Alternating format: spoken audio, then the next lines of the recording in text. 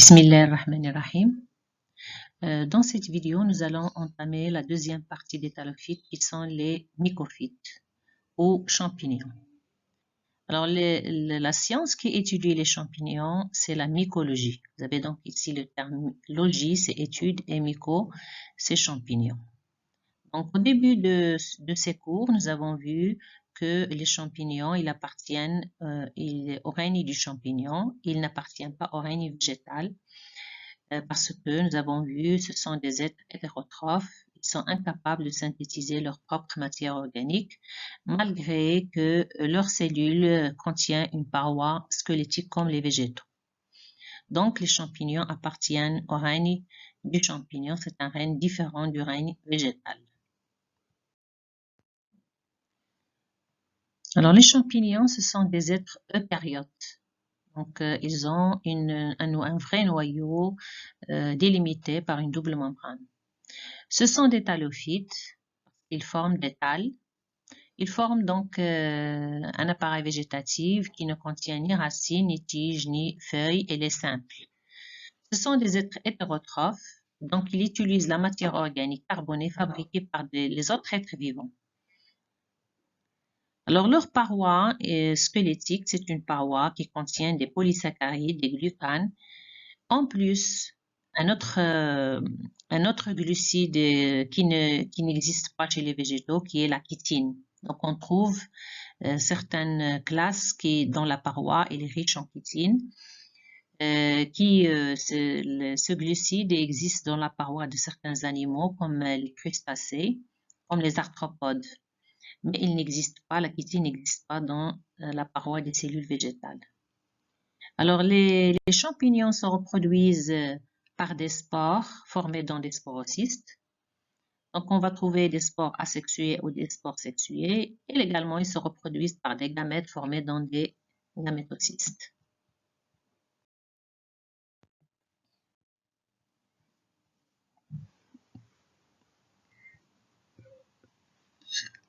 Le mode de nutrition du champignon. Alors, les champignons, ce sont des êtres hétérotrophes, sont donc des consommateurs de la matière organique. Ils ont des sources nutritives très diverses. Ils se nourrissent par absorption ou bien par osmose à travers leurs parois cellulaires. Donc, on a trois modes de vie. Il y a le saprophytisme, le parasitisme et le symbiotisme. Donc, on va trouver des êtres saprophytes, des champignons parasites et des champignons symbiotes.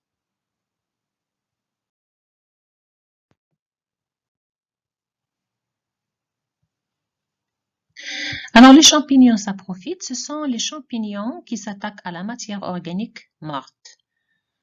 Donc, ils ne s'attaquent pas à des cellules vivantes, mais ils s'attaquent à de la matière qui est jetée dans le sol, comme par exemple le bois, le fruit, les cadavres, etc. Alors, grâce à des enzymes sécrétées par ces champignons, ils vont digérer cette matière organique et donc participent activement au nettoyage de la forêt et à la formation de l'humus. L'humus, donc, c'est la partie fertile du sol qui est utilisée en agriculture. Donc, grâce à ces enzymes-là, ils sont capables de digérer les macromolécules en des molécules simples.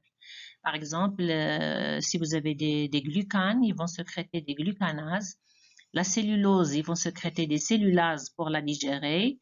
Les lipides, des lipases, l'ADN, DNase, etc. Des hydrolases qui vont donc capables de décomposer cette matière organique en matière simple, ce qui permet la fabrication de l'humus du sol et donc le nettoyage de la forêt. Grâce donc aux champignons saprophytiques qui existent dans le sol est capable de se nettoyer, de former une matière organique qui est riche en éléments minéraux, riche en substances simples, carbonées simples.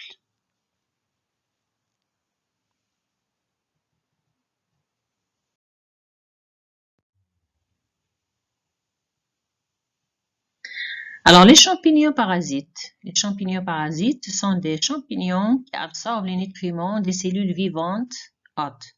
Donc, ils s'attaquent aux cellules qui sont vivantes, ils vont provoquer leur mort ou bien ils vont provoquer la maladie de ces cellules. Donc, les parasites s'attaquent aux cellules vivantes. Ces cellules, on les appelle des cellules hôtes. Ils pénètrent dans les cellules par des blessures, ils s'attaquent aux tissus vivants, ils puisent dans tout ce qu'ils ont besoin. Donc, ils puisent tout ce qu'ils ont besoin, les substances dont ils ont besoin, ils vont l'utiliser et l'épuiser grâce à des suçoirs fabriqués par les parasites. Donc, une fois il parasite les cellules, soit il va entraîner des symptômes de maladie à la surface de ces cellules-là, ou bien sur ces cellules, on va voir des symptômes qui apparaissent, soit il provoque la mort de ces cellules-là, donc ils vont provoquer la mort de leur victime. Donc les parasites, donc ce sont les champignons qui s'attaquent aux cellules vivantes. Ils peuvent s'attaquer aux cellules des plantes, ce sont des parasites phytopathogènes, comme ils peuvent attaquer des cellules appartenant aux animaux, ce sont donc des parasites zoopathogènes. Alors les parasites phytopathogènes, ça veut dire pathogènes des plantes. Donc les parasites qui attaquent les plantes, ils provoquent des dégâts au niveau de ces plantes.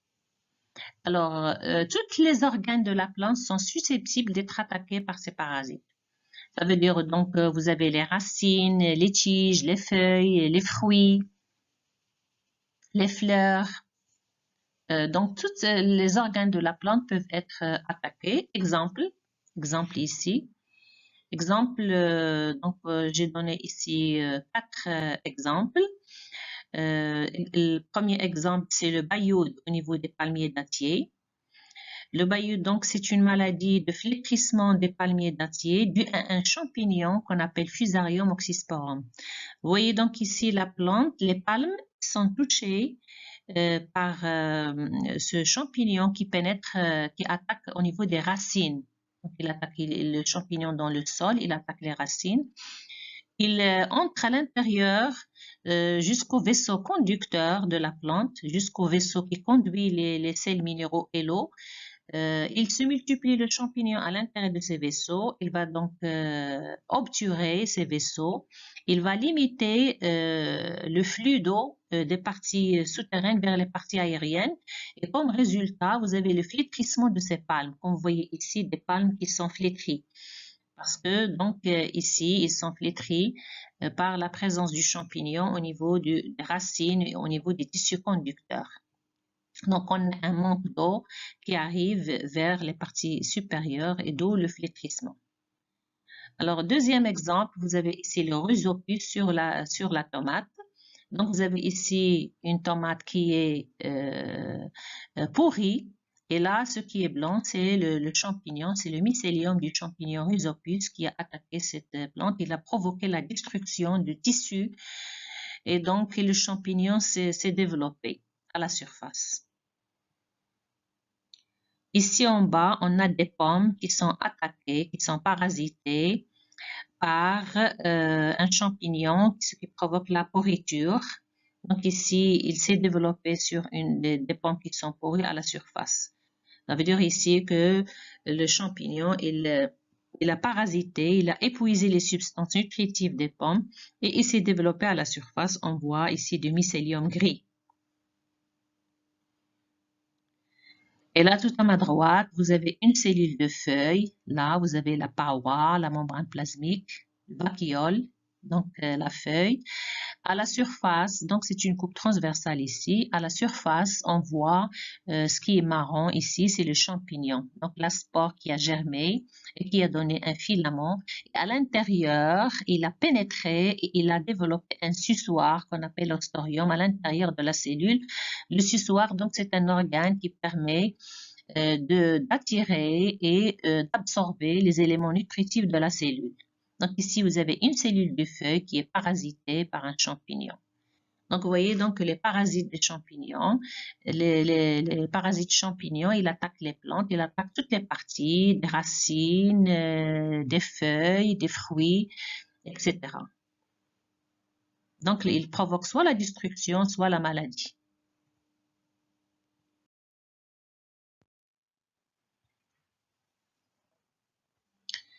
Alors, les parasites qui attaquent les animaux, on les appelle les parasites zoopathogènes.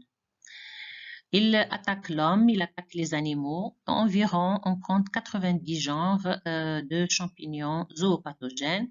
Exemple des maladies causées chez l'homme, on a les mycoses.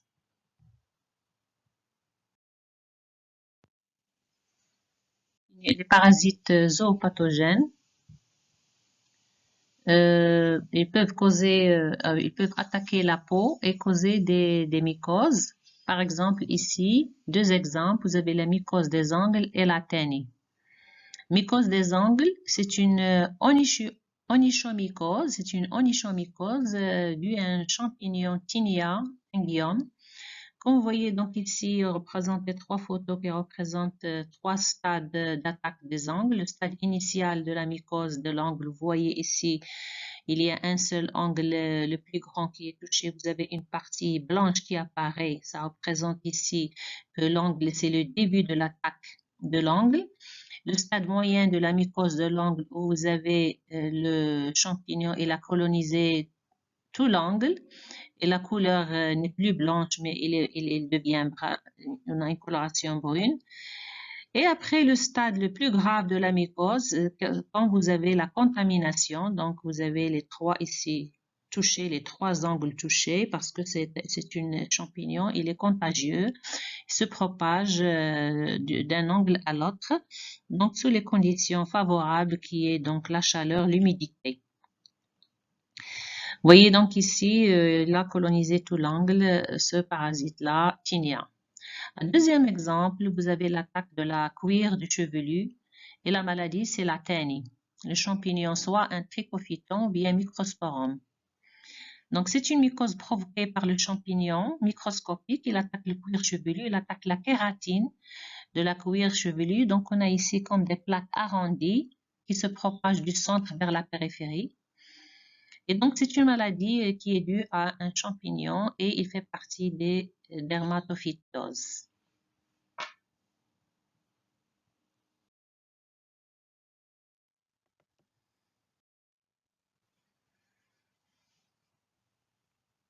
Troisième type de champignons, ce sont les symbiotes. Alors, symbiote, c'est une association bénéfique entre deux partenaires, entre les champignons et un autre être vivant. Donc, dans le symbiote, on a un bénéfice réciproque entre deux êtres vivants. On a deux types de symbiotisme. On a les lichens, c'est une association symbiotique entre un champignon et une algue. Et on a les mycorhizes, c'est une association symbiotique entre un champignon et une plante. Alors, les lichens, c'est une association intime entre deux catégories de partenaires. Il y a le partenaire fongique qui est le champignon, et il y a le partenaire chlorophylien qui est l'algue. Donc, les lichens, c'est une association symbiotique entre une algue et un champignon. Alors, le partenaire fongique, on l'appelle mycosymbiote et le partenaire algue, on l'appelle phycosymbiote. Alors, le partenaire fongique, il est hétérotrophe et la plupart, ce sont des ascomycètes, ce sont des champignons qui appartiennent à la classe des ascomycètes et ils forment 90% de la biomasse du lichen. Donc, ils forment des ifs ou bien des filaments qui sont microscopiques. Le partenaire chlorophylien, on l'appelle phycosymbiote. Donc, c'est une algue autotrophe, il est autotrophe. C'est une algue verte qui appartient à l'ordre des chlorococcales.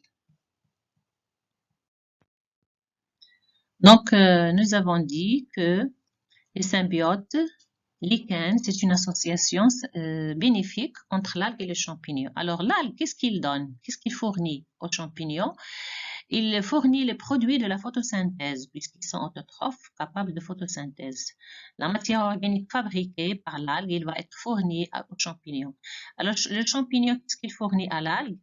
Alors, le champignon est capable d'absorber l'eau et les sels minéraux qui existent dans le substrat. là où il existe le lichen. Donc, l'eau et les sels minéraux, ils vont être fournis par le champignon.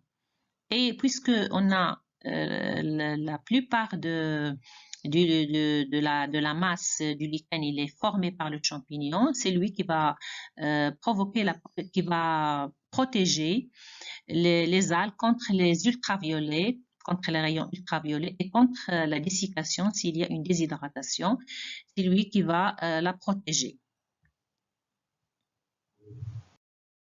Donc, les lichens, ils forment des thalles. Ils forment des thalles et ils forment des thalles variées. Et donc, on a donné ici deux exemples de thalles. Donc, vous voyez ici, vous avez un arbre et vous avez ici les lichens. Tout ce qui est vert pâle ici, c'est les lichens. Alors, ces lichens, ils forment des thalles foliacées. Ce sont des lames lobées facilement séparables du substrat auxquelles ils sont fixés par des résines. Donc, c'est des filaments très fins qui fixent le lichen à l'arbre. Et donc, les thalles, ils sont foliacées ici. Là, vous avez une partie de l'arbre. Vous avez des crevasses qui sont tapissées par le lichen. Tout ce qui est donc ici vert, c'est le lichen. Ici, c'est un autre thalle qui est crustacé. Donc ici, l'algue, le lichen, il forme une croûte qui adhère fortement au substrat. Et ces lichens, ils sont localisés dans les crevasses des écorces. Ils préfèrent les zones à forte humidité et ombragées. Donc là où il y a l'humidité, vous allez trouver les lichens. Là, vous avez une coupe transversale d'un thalle foliacé de lichen vu au microscope. Vous voyez donc ici la coupe transversale d'un lichen. Alors, tout ce qui est blanc, ça forme le champignon, c'est le champignon. Toute cette partie blanche-là, vous voyez, donc c'est la plupart de la masse de lichen, il est formé par le champignon. Tout ce qui est vert ici, ce sont les cellules des algues, qu'on appelle gonidies. Donc ça, c'est la photo d'une coupe transversale dans le thalle d'un lichen, et à côté, c'est un schéma d'une coupe de lichen. Alors, vous voyez ici, on a deux zones, une zone corticale supérieure et une zone corticale inférieure, formée par le champignon. Et là, le champignon également, il forme des filaments ramifiés, comme vous voyez, tout ce qui est blanc. Là, tout ce qui est vert, c'est une couche qui est formée par les cellules des algues qu'on appelle gonidies. Donc, vous voyez le lichen ici, foliacé, il est formé par le champignon qui forme des filaments ou bien adhésifs et l'algue qui forme ici, formée par des cellules. Donc, ces cellules vertes, ils vont faire la photosynthèse, sont localisées dans la partie supérieure du lichen. Ils font la photosynthèse, ils fournissent au champignon la matière organique et le champignon, il donne la protection et il fournit l'eau et les sels minéraux à l'algue. Donc, c'est une association bénéfique entre les deux partenaires. L'algue, il ne peut pas vivre sans ce champignon et le champignon ne peut pas vivre sans cette algue. Donc, c'est une structure qui est indépendante, formée par le lichen.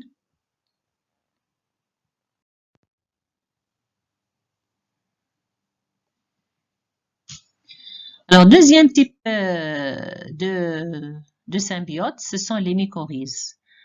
Donc, le mycorhize, c'est une association symbiotique bénéfique entre le mycélium d'un champignon et les racines d'une plante. Donc, c'est une association entre un champignon et des racines. On distingue deux types de mycorhizes, les ectomycorhizes et les endomycorhizes. Les ectomycorhizes, le champignon qui forme un manchon vif, il se trouve autour des racines, il ne pénètre pas à l'intérieur des cellules corticales. Donc, il se trouve à la surface. Et les endomycorhizes, le champignon, il pénètre à l'intérieur des cellules corticales. Et dans ce cas-là, il n'existe pas de manchon fongique à l'extérieur, donc parce que le champignon se trouve à l'intérieur.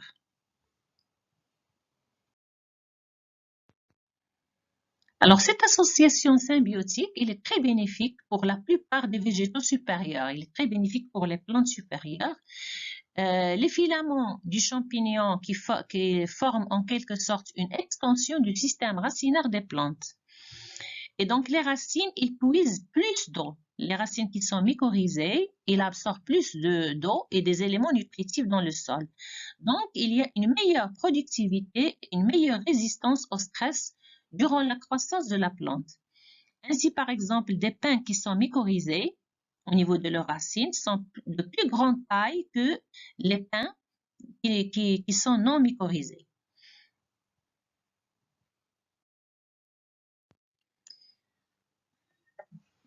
Photo qui montre un arbre.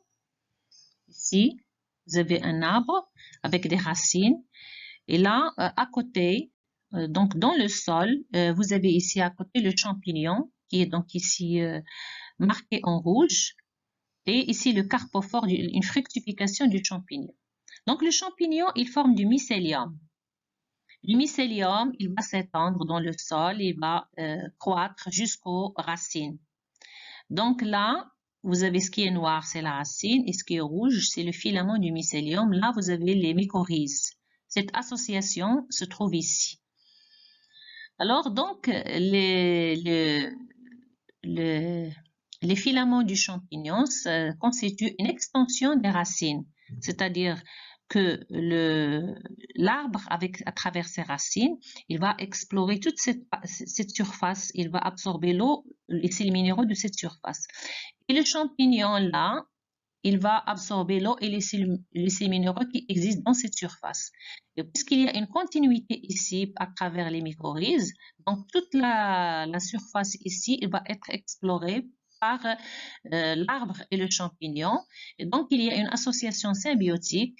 Les racines au niveau des mycorhizes, ils vont absorber plus d'eau et de sels minéraux grâce aux champignons. Et donc, bien sûr, l'arbre, les feuilles des arbres, ils vont assurer la photosynthèse et tous les sucres fabriqués, ils vont être véhiculés à travers les mycorhizes vers les champignons. Donc, la symbiose mycorhizienne ici, il va assurer les sucres pour le champignon et plus d'eau et de sels minéraux pour la plante. Et en bas, ici, on trouve ici la racine, les poils absorbants. Et ce qui est blanc, c'est le manchon qui est formé par les filaments du mycélium, du champignon. Et ça veut dire donc ici, vous avez les mycorhizes. Donc ça, c'est le point de contact entre la plante et le champignon. Et donc, toute cette partie, il va assurer plus d'absorption d'eau et de sels minéraux et donc plus de productivité pour la plante.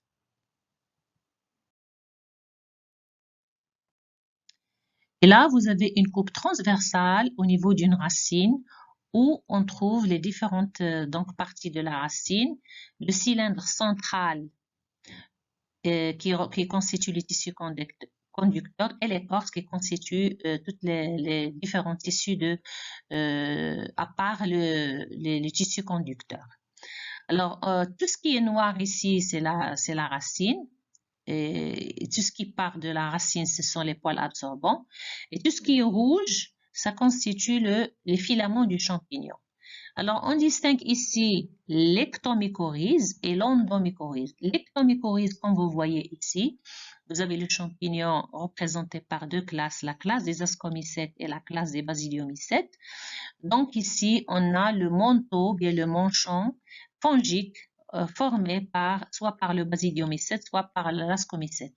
Ça, c'est l'ectomycorhize. Comme vous voyez ici, la racine est là, le champignon à l'extérieur, ecto, donc extérieur. Vous avez ici tout ce qui est rouge là, à l'intérieur de la racine, ça constitue le champignon. C'est un endomycorhize. Vous voyez donc ici, le champignon, il a pénétré à l'intérieur des racines sans parasiter, sans tuer les cellules, mais il vit, il cohabite sans provoquer des dégâts au niveau des racines, ce qui est bénéfique. Et à l'extérieur, vous voyez absence de manteau, bien de manchon de champignons, puisqu'il existe à l'intérieur. Donc ici, les racines mycorhizées, là où il y a soit les endomycorhizes, soit les ectomycorhizes, ils ont une croissance et une nutrition meilleure que les racines, ici par exemple, une partie non mycorhizée, là une partie non mycorhizée.